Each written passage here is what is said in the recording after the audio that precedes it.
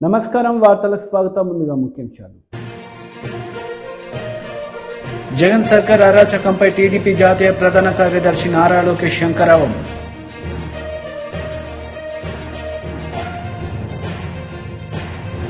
Minister Gudivada Amarnath press meet, Chandrababu నాయుడుపై fire.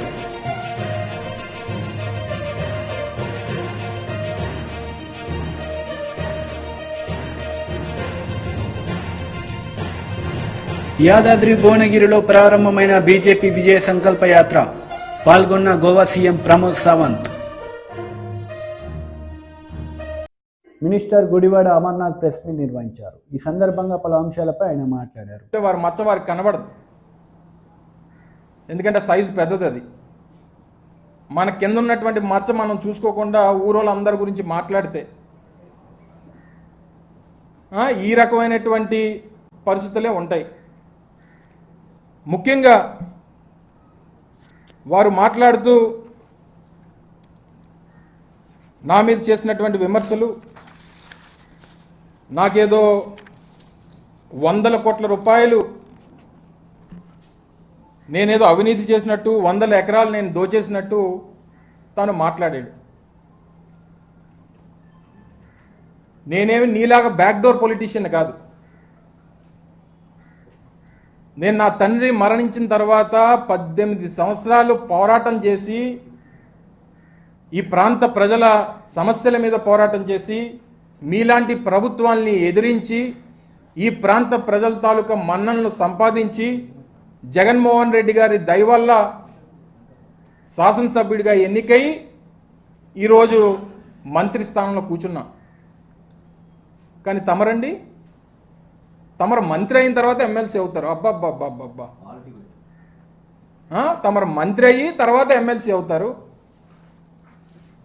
తర్వాత MLC అయ్యి ఎన్నికలకి వెళ్ళి ఎమ్మెల్యేగా ఓడిపోతారు.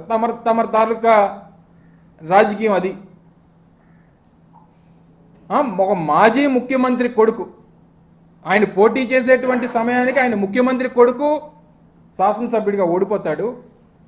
45 సంవత్సరాలుగా ఈ విశాఖపట్నం జిల్లాలో రాజకీయం చేస్తున్నటువంటి ఒక మాజీ మంత్రి కొడుకు ఈరోజు శాసనసభ్యుడిగా గెలిచి మంత్రి పదవిని అధిరోహించి జగన్మోహన్ రెడ్డి గారి ఆశీర్వాదంతో ఈరోజు రాష్ట్రంలో ప్రతిష్టాత్మకమైనటువంటి పరిశ్రమల శాఖకి మంత్రిగా ఉన్నాడు. అది నీకు నాకు తేడా. సిగ్గుందని అసలు నీకు మాట్లాడగలవు? ఒక మాజీ ముఖ్యమంత్రి కొడుకు అయి ఉండి ఎమ్మెల్యేగా ఓడిపోయి నువ్వు వచ్చి మా గురించి, మాలాంటి వాళ్ళ గురించి మాట్లాడుతూ ఉంటే,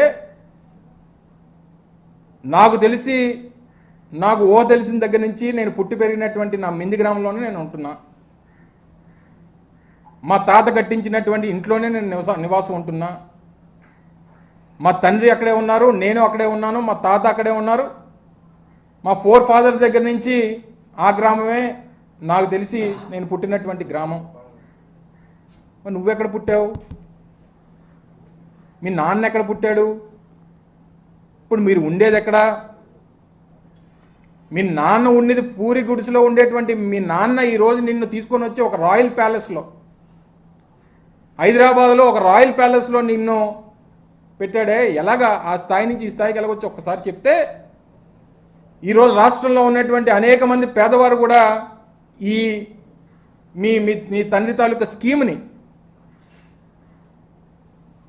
ఫాలో అయ్యి వారు కూడా పాకల్లో ఉన్నటువంటి వారందరూ కూడా ప్యాలెస్ల్లోకి వెళ్ళిపోతారు. మీరు చేసినటువంటి అవినీతి సంపాదన, అక్రమాలు, అన్యాయాలు, మీరు చేసినటువంటి అవినీతి, ఇవన్నీ మర్చిపోయి, నీ కింద ఉన్నటువంటి మచ్చను నువ్వు మర్చిపోయి,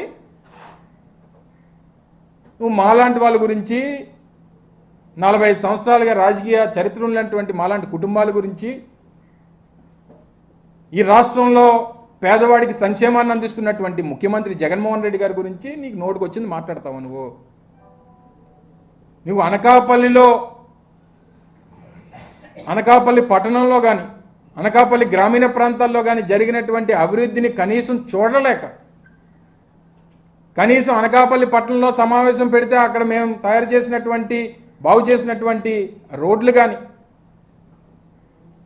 అక్కడ చేసినటువంటి అభివృద్ధి కార్యక్రమాలు కానీ, ఈరోజు అత్యంత ప్రతిష్టాత్మకమైనటువంటి అనకాపల్లి జిల్లాని ఏర్పాటు చేసి అనకాపల్లి పట్టణాన్ని జిల్లా హెడ్ క్వార్టర్గా మా హయాంలో అనకాపల్లికి ఆ గుర్తింపునిచ్చినటువంటి విషయాన్ని ఎక్కడ ప్రస్తావించాల్సి వస్తుందని ఇష్టం వచ్చినటువంటి మాటలు మాట్లాడతావు. మెడికల్ కాలేజ్ గురించి మాట్లాడతావు, ఆర్ఈసీఎస్ గురించి మాట్లాడతావు. నీ పక్కన ఉన్నటువంటి ఆ బంట్రోతులను అడిగితే నీ పక్కన కూర్చున్నటువంటి వారు ఎవరైతే దాన్ని అడ్డుకోవడానికి ప్రయత్నం చేసి అడ్డుకున్నారో నువ్వు చెప్పినటువంటి విషయాలు జగన్ సర్కార్ అరాచకంపై టీడీపీ జాతీయ ప్రధాన కార్యదర్శి నారా లోకేష్ శంఖారావం మోగించారు. మాడుగుల నియోజకవర్గంలో జరిగిన సభలో ఆయన ప్రసంగించారు.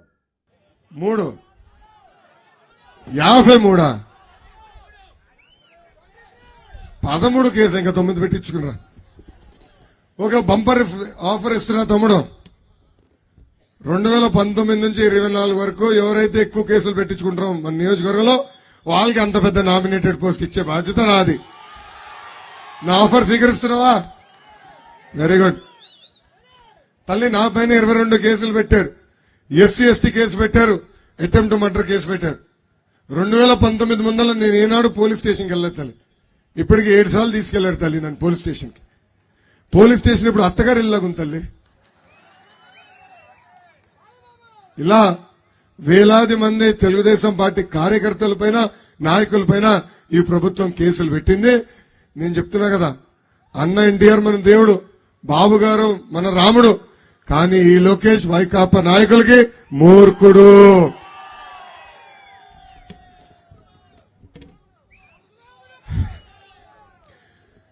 మనందరం చూసాం. వస్తున్నారబ్బా. 15 సంవత్సరాలు ముఖ్యమంత్రిగా పనిచేసిన వ్యక్తి, 15 సంవత్సరాలు ప్రతిపక్ష నేతగా అహర్నిశలు ప్రజల గురించి ఆలోచించిన వ్యక్తి చంద్రబాబు నాయుడు గారు. ఆయన పైన ఎలా తప్పుడు కేసులు పెట్టి జైలుకు పంపించారో మనందరం చూసాం. 53 రోజులు అదే రాజమండ్రి జైల్లో ఆయన బంధించారు. చేయని తప్పుగా ఆయన ఇబ్బంది పెట్టారు. ఆనాడు ఆయన్ని జైలుకు పంపించే సమయంలో నాకు ఫోన్ చేసిన మొదటి వ్యక్తి పవన్ అన్న. ఆనాడు ఆయన ఫోన్ చేసి, నీకు నేను ఒక అన్నగా నిలబడతాను, అధైర్యపడద్దని నాకు ధైర్యం నింపిన వ్యక్తి పవన్ అన్న. పవన్ అన్న ఆనాడు ప్రత్యేక విమానాలు ఆంధ్ర రాష్ట్రానికి రావాలంటే ఏకంగా ఈ ప్రభుత్వం ఆయనకి ఆ పర్మిషన్ క్యాన్సిల్ చేసింది. రోడ్ మార్గంలో రావాలంటే బార్డర్ లో దాదాపు 3 గంటల సేపు ఆయన ఆపి ఇబ్బంది పెట్టింది. అందుకే ఆనాడే పవన్ అన్న నిర్ణయించాడు, ఈ ప్రభుత్వాన్ని వదిలిపెట్టేది లేదు, తెలుగుదేశం జనసేన కలిసిగట్టుగా ఈ సైకోని తరిమి కొట్టే రోజులు తొందరలో వస్తున్నాయని ఆనాడే నిర్ణయించుకున్నాడు. అందుకే జన సైనికులకి తెలుగుదేశం పార్టీ కార్యకర్తలకి నేను పిలిపిస్తున్నా. ఈ వైకాపా పార్టీకి పేటీఎం కుక్కులున్నారు. 5 రూపాయలు ఇస్తే చాలు పనికిమాల పోస్టులు పెడతారు. పసుపు సైన్యం పేరుతో జన సైనికులు తిడతారు, జన సైనికుల పేరుతో పసుపు సైన్యాన్ని తిడతారు. ఆ వాస్తవాలు మనం నమ్మకూడదు. మనందరం అప్రమత్తంగా ఉండాలా. మనందరం మన పవనన్న ఇచ్చిన నినాదానికి కట్టుబడి ఉండాలా. ఏంటది? Hello AP, hello AP, hello AP, bye bye YCP. ఈ నినాదానికి మనందరం కట్టుబడి ఉండాలని ఇక్కడున్న పసుపు సైన్యాన్ని జన సైనికులకి నేను పిలిపిస్తున్నాను. అంతేకాదు ఈ శంకరరావం కార్యక్రమం ద్వారా కూడా నేను మీకు పిలిపిస్తున్నా.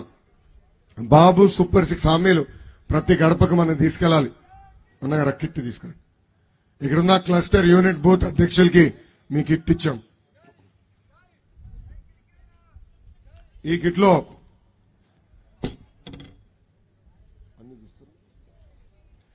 కిట్లో ఒక కట్ట చేశాం క్యాలెండర్. 25 క్యాలెండర్లు ఇచ్చాం. ఇలా మీకు కనీసం 10 మీ ఇంటికి పంపిస్తాం కట్టలు.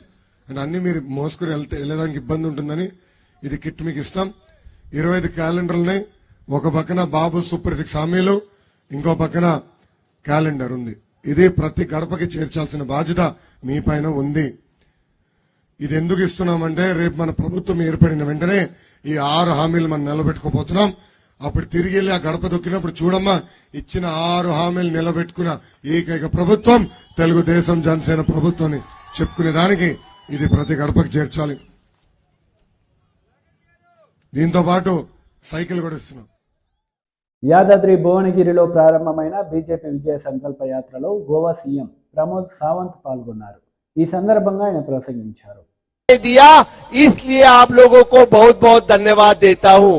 और जैसे आपने अभी कहा, मैं भी कुछ तेलुगु भाषा समझ रहा था, तो आप इस बार 10 पार तेलंगाना से करेंगे, ये विश्वास मुझे है।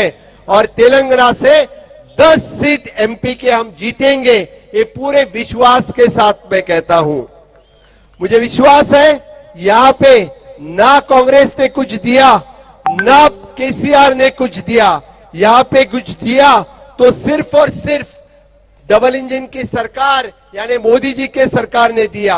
मैं कुछ फिगर्स यहाँ पे यानी सर्च करके लाया था, मैं बताता हूँ आपको। यहाँ पे जो कुछ तेलंगाना में दिया तो 40 लाख फार्मर्स को यहाँ पे 6,000 रुपए उनके अकाउंट में भेजने का काम किसी ने किया तो मोदी जी ने किया है। यहाँ पे 20,000 से ज्यादा फैमिलीज को 5 लाख का आयुष्मान भारत कार्ड किसी ने दिया तो मोदी जी ने दिया है। यहाँ से 18 लाख से ज्यादा वुमेन को सिलेंडर किसी ने दिया तो मोदी जी को दिया है। 31 लाख टॉयलेट यहाँ पे तेलंगाना में किसी ने बनाया तो मोदी जी ने बनाया है। यहाँ से 80 लाख फैमिलीज को पीएम गरीब किसान कार्ड के अंदर धान one nation one ration card से ध्यान देने का काम किसी ने किया तो मोदी जी ने किया है।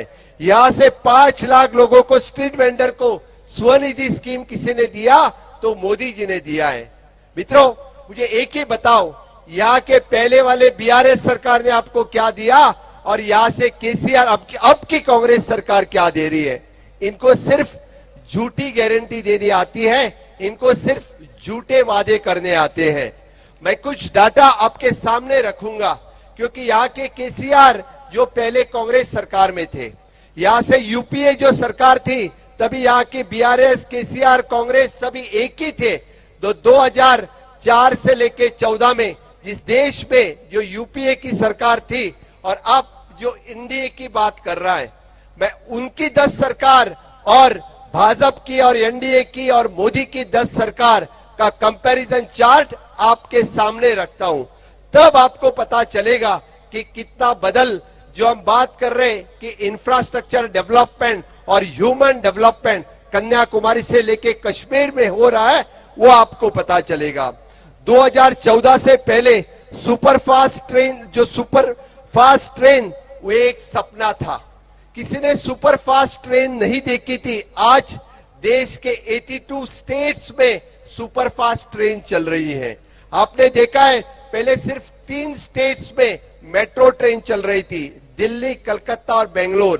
आज के दिन 20 स्टेट में जो मेट्रो ट्रेन चल रही है, वंदे भारत ट्रेन चल रही है। इस तरह की super fast Vande Bharat metro train इस देश को किसने दिया तो सिर्फ और सिर्फ मोदी जी ने दिया।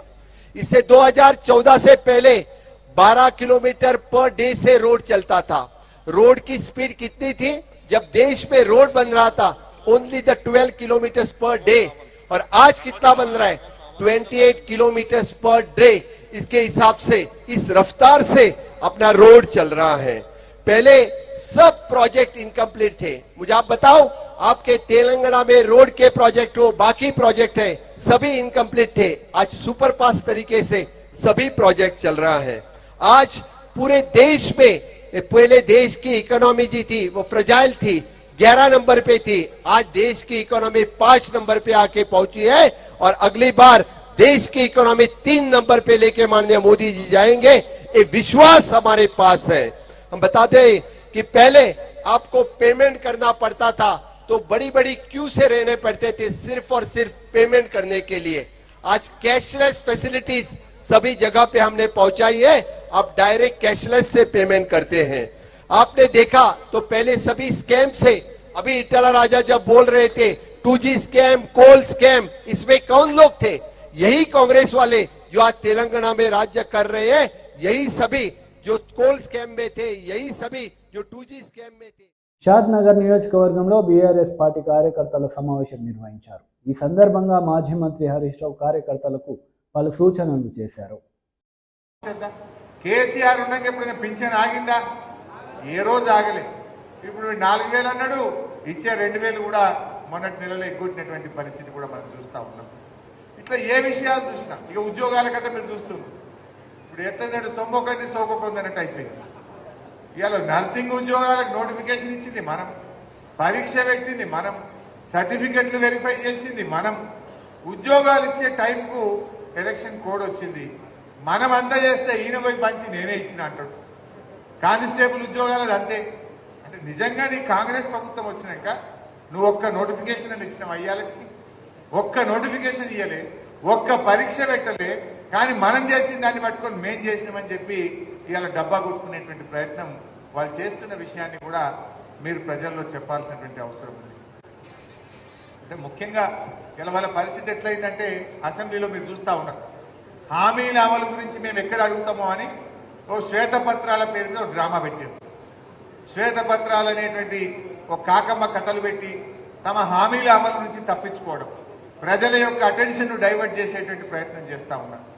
ఎన్నికల ప్రచారంలో అబద్దాలే, నిండు అసెంబ్లీలో కూడా అబద్దాలే మాట్లాడింది. దొరకవట్లే నేను ఒక్కొక్క పేజీలో ఉన్న అబద్దాలను తీసి చదువుతుంటే ఒక్కడన్నా మళ్ళీ లేస్తే ఒట్టు అది ఇచ్చిపెట్టి నన్ను దిట్టుడు పెట్టిరు. అరే ఈ పేజీలో అబద్ధం ఉన్నది, ఈ పేజీలో తప్పున్నది, ఈ పేజీలో తప్పున్నదని ఒకటొకటి దొరకబట్టి చదువుతుంటే ఒక్కడన్నా దాని మీద మాట్లాడతలేడు. నన్ను తిట్టుడు పెట్టిరు, కేసీఆర్ సార్ని తిట్టుడు పెట్టిరు. తిట్టుడు కాదు కదా, మీరు గవర్నమెంట్ లో ఉండి ఒక అసెంబ్లీకి ఇచ్చిన పుస్తకంలోనే తప్పులు తడకగా ఉంటే, అబద్దాలు ఉంటే మీరు పాలన ఏం చేస్తారు? ఆనాడు ఎలక్షన్ ప్రచారంలో అబద్దాలే, ఇలా గవర్నమెంట్ లోకి వచ్చాక కూడా అబద్దాలు తప్ప నిజాయితీ లేదు. నిజంగా ఈ ప్రభుత్వానికి హామీలు అమలు చేసే నిబద్ధత లేదు, అబద్దాలు తప్ప నిబద్ధత లేని గవర్నమెంట్ ఈనాడు రాష్ట్రంలో ఉన్నటువంటి కాంగ్రెస్ గవర్నమెంట్. అయితే ఈ విషయాలను మనం కూడా ప్రజల్లోకి తీసుకుపోదాం. నాకు నమ్మకం ఉన్నదే, జర టైం పట్టుండొచ్చు.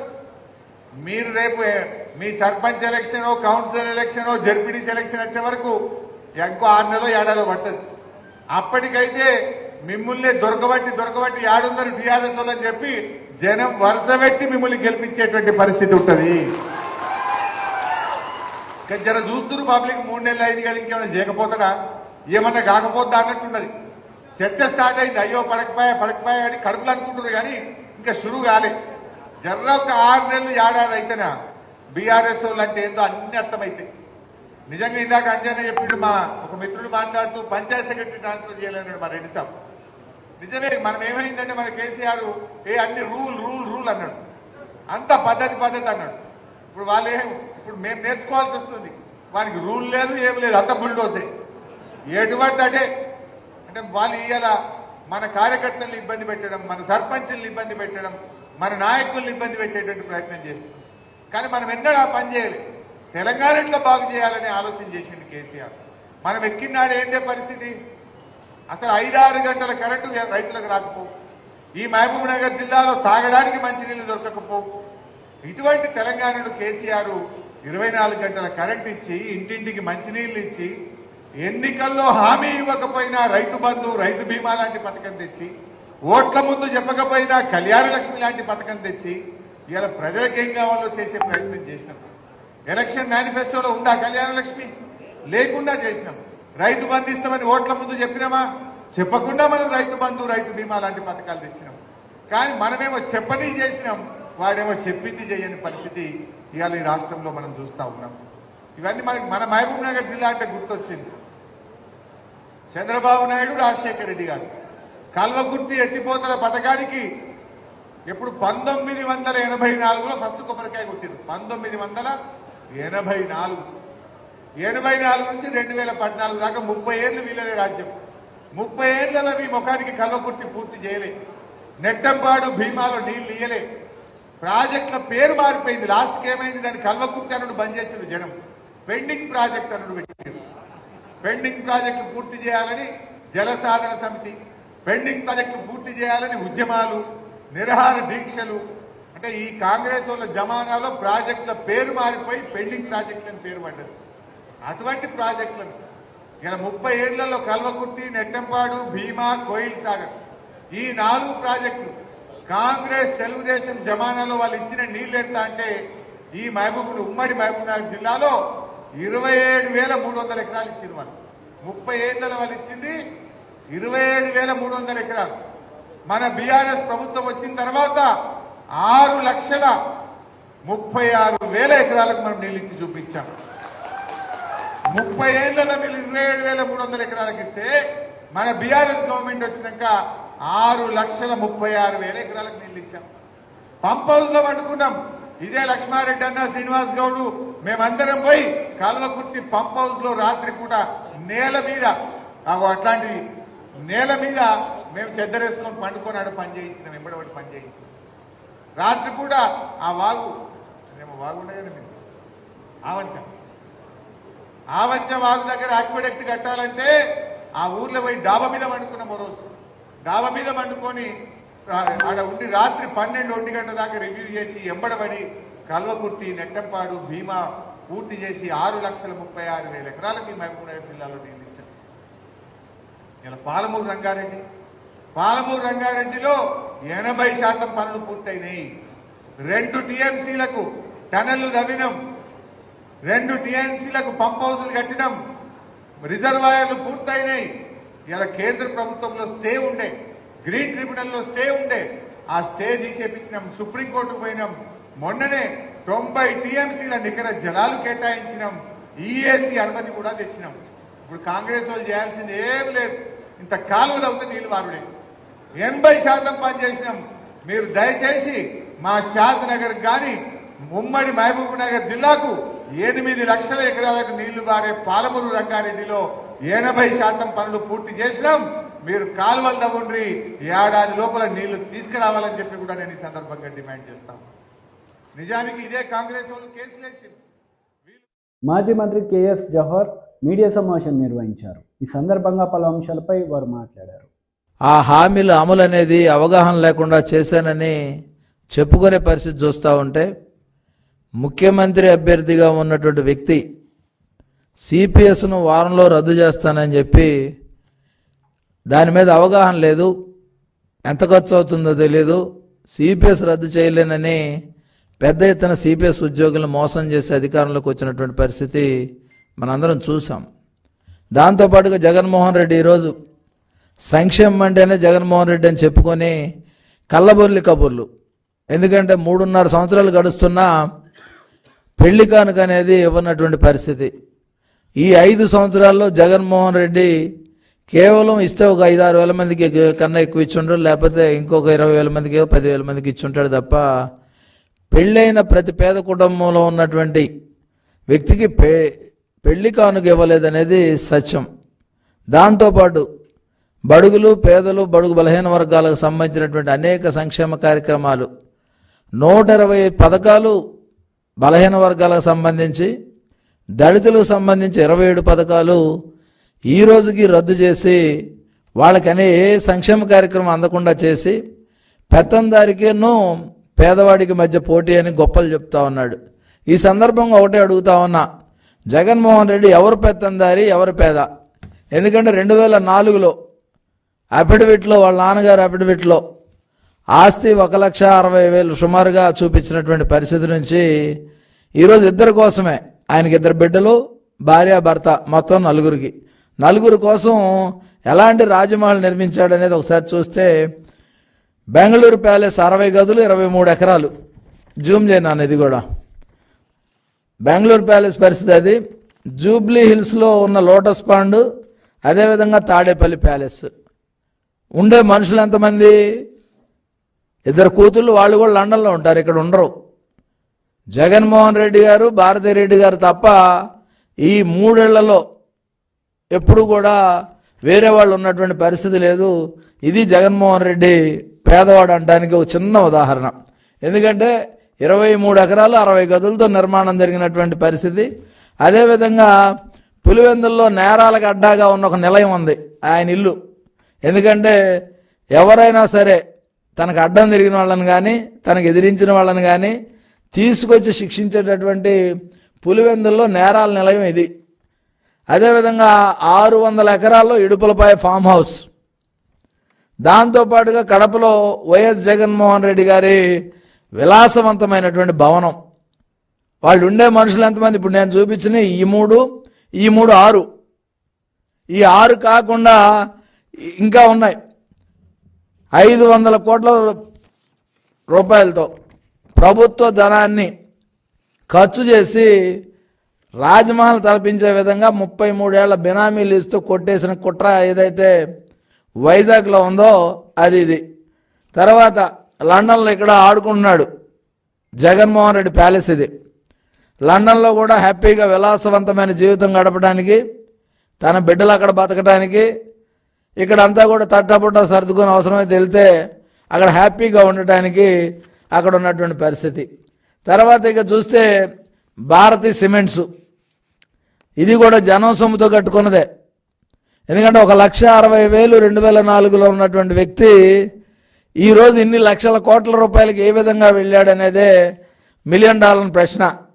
ఇక అవినీతి పత్రిక ఉంది ఒకటి, ఆ పత్రిక ఎక్కడ పడితే అక్కడ బిల్డింగుల నిర్మాణం ఎక్కడి నుంచి వచ్చాయి? ఇదంతా కూడా క్విడ్ ప్రోకో తప్ప జగన్మోహన్ రెడ్డి చుక్క చెమట చిందించి సాధించింది ఏదీ లేదు. ఇక దాంతోపాటుగా చూస్తే బెంగళూరులో మంత్రి డెవలపర్స్ నుంచి 600 కోట్లు పొందిన షాపింగ్ కాంప్లెక్స్, ఈ షాపింగ్ కాంప్లెక్స్ కూడా జగన్మోహన్ రెడ్డి గారిదే. బంజారా హిల్స్లో ఉన్న మరో 100 కోట్ల భవంతి ఇది. దాంతో వార్తలు ముగించే ముందు ముఖ్యాంశాలు మరోసారి. జగన్ సర్కార్ అరాచకంపై టీడీపీ జాతీయ ప్రధాన కార్యదర్శి నారా లోకేష్ శంకరావం.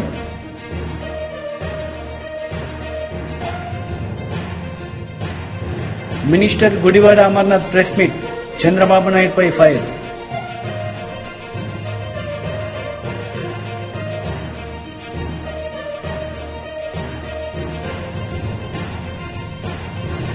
యాదాద్రి భువనగిరిలో ప్రారంభమైన బీజేపీ విజయ సంకల్ప యాత్ర, పాల్గొన్న గోవా సీఎం ప్రమోద్ సావంత్. ఈ వార్తలు ఇంతటితో సమాప్తం. తిరిగి ప్రసారమయ్యే వార్తలు మళ్ళీ కలుద్దాం. అంతవరకు సెలవు. నమస్తే.